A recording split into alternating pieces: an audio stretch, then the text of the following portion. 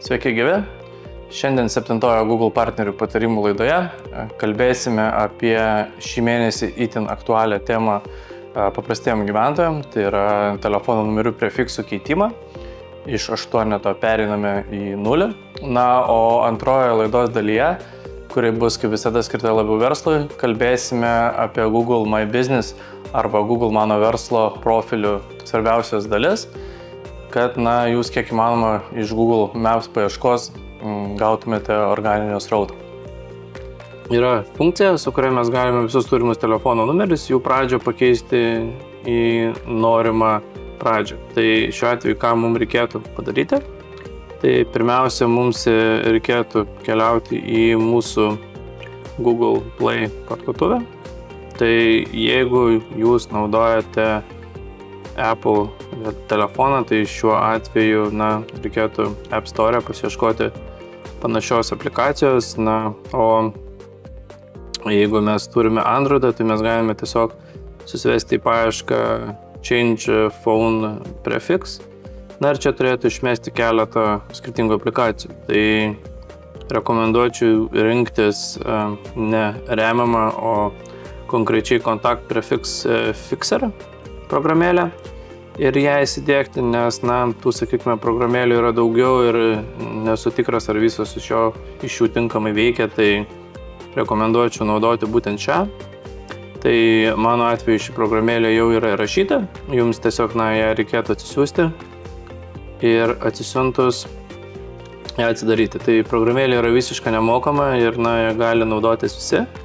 Tai jeigu jūsų aplinkoje, kaip pavyzdys, yra ir vyresnių žmonių, kuriem būtų reikalinga pagalba, tai tikrai galėsite jiems padėti. O funkcionalumas itin paprastas. Tai yra pirmajame laukelėje suvedate savo senąjį prefiksą. Tai yra, kaip pavyzdys, mūsų atveju Lietuvoje buvo 8. Ir mes suvedame tuomet naująjį prefiksą, į kurį mes norėtume pakeisti. Tai mano rekomendacija būtų suvedinėti ne 0, o +370. Tai tokiu atveju pakeisime visus telefono numerius, kurie pradžioje turėjo 8 į Lietuvos kodą +370 ir spaudžiame Change Prefix. Tokiu atveju pasikeičia visi telefono numeriai vienu paspaudimu. Tai labai patogi ir naudinga funkcija.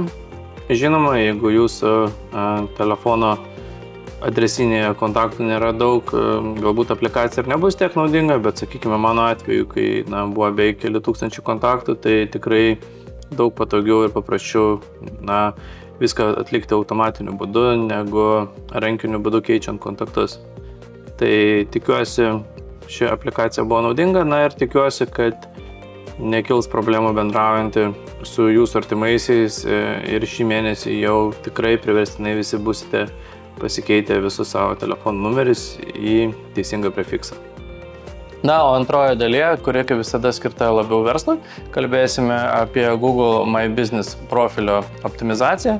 Tai yra, kokios jūsų profilio dalys yra svarbiausios, kad jūs Google žemėlapiuose būtumėte kiek įmanoma aukščiau.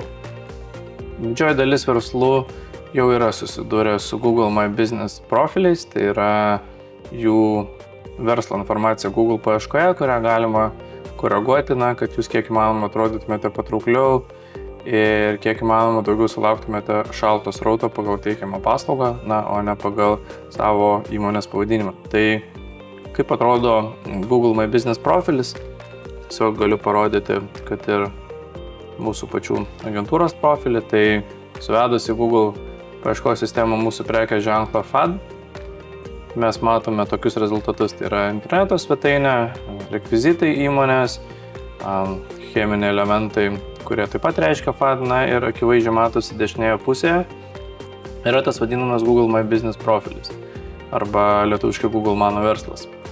Tai šį profilį galima susikurti visiškai nemokamai, jis nekainuoja. O jeigu šį jau profilį turite, tai šios laidos dalies tikslas ir būtų truputėlį plačiau papasakoti, kokios dalys, kokie elementai šio profilio yra labai svarbus, kad jūs kiek įmanoma turėtumėte šio profilio daugiau naudos. Tai tikriausiai labai akivaizdus elementai yra pagrindinė nuotrauka, ar ne, na ir pavadinimas. Tai vienas iš svarbiausių elementų būtų profilio pavadinimas, na, kad jame būtų ne tik jūsų prekės ženklas ar įmonės pavadinimas, bet ir pati veikla. Kodėl tai yra reikalinga? Na, nes tai yra iš esmės kaip ir SEO pagrindai, tai yra jeigu jūsų profilio pavadinimas turės tik tai jūsų prekės ženklą arba įmonės pavadinimą, tai jūsų profilis Google Maps arba Google paprastoje paieškoje ir bus randamas tik tai pagal, na, jūsų prekės ženklą. Tai yra pasieks tik tuos vartotojus, kurie ieško konkrečiai jūsų ir, na, jūs žino. Na, o kita dalis pavadinime yra labai svarbi tam, kad jūs lauktumėte šalto srauto, kurie apie jūs nežino, bet ieško jūsų veiklos.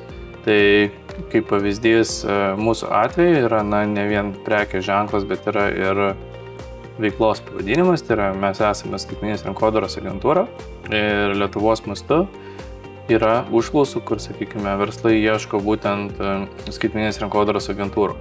Tai tokiu atveju, turint pilnesnį pavadinimą profilio, yra tikimybė sulaukti srauto ir pagal prekės ženklą, ir pagal veiklą.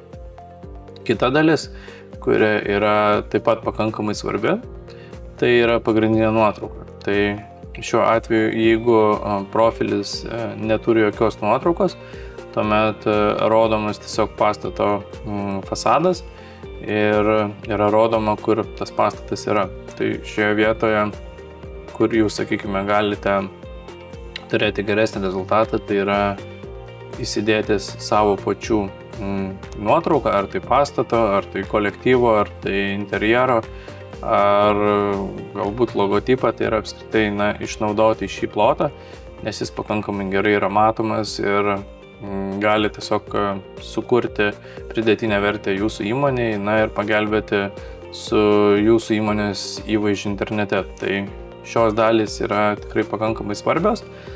Na, o visa kita informacija tiesiog turėtų būti užpildyta, tai yra tiek tikslus jūsų adresas, tiek darbo valandos, jeigu tokios yra, tiek teisingas kontaktinis telefonas.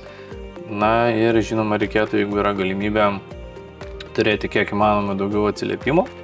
Tai šiuo atveju atsiliepimai yra, na, skirti tam, kad vartotojams sukurtumėte patikimą verslo įvaizdį ir tai tiesiogiai veikia Google paieškos sistemą, kai yra konkuruojama su kitais verslais. Tai yra, jeigu žmonės ieško skaitmeninės rinkodaros agentūros ir jūs konkuruojate su kitomis agentūromis, yra svarbu turėti kuo didesnį išsamių atsiliepimų kiekį. Tokiu atveju jūs turėsite tikimybę, kad turėsite geresnės pozicijos Google žemėlapyje. Tai profilyje atsiliepimai tikrai yra svarbu, na, ne tiek vien dėl įvaizdžio, bet ir dėl reitingavimo. Tai yra vienas iš svarbių faktorių. Tai šioje vietoje mano rekomendacija būtų, jeigu yra galimybė, šiek tiek netgi ir, kaip aš sakau, avansų pasirinkti tų atsiliepimų, kad, na, jeigu bus tokių situacijų, kad kažkas paliks neigiamą arba, sakykime, tiesiog prastą vertinimą, kad, na, jūsų bendras vertinimo vidurkis nebūtų prastas, vien dėl to, kad tiesiog, na, iš anksto tų atsiliepimų nebuvote susirinkę. Tai iš esmės kaip ir tiek, tokios būtų pagrindinės dalis. Svarbiausia pasitikrinti apskritai, kaip jūs atrodote Google paieškoje, nes, na, jeigu to profilio niekada nesate redagavę, tai tiesiog profilis gali jums ne tai, kad padėti, bet labiau pakenkti, jeigu bendras jo vaizdas bus prastas ir, na, tuomet bendrai gadins ir jūsų verslo įvaizdį internete. Tikiuosi, ši laida jums buvo taip pat įdomi. Na, o kaip visada lauksime žiūrovų klausimų ir įdomiausius, aktualiausius iš šių apžvelgsime kitoje laidoje. Tai ačiū ir iki kitų susitikimų.